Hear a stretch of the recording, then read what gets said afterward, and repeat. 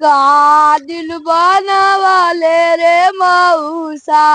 मारो ना कि एकदम काना झंझन आजी तो ज्यादा गलबात की ना तो। अच्छा हमको सिखा दिया। हमारा मौसी के देवरवा करो रड़ुआ बना दिलिये मैया गे।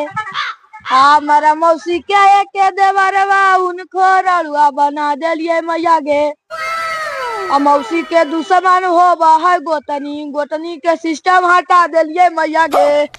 हमारा मौसी के देवरवा उनको रड़ुआ बना दिलिये मैया गे। मारो के एकदम कन बहिरे हो जी मैं के समझने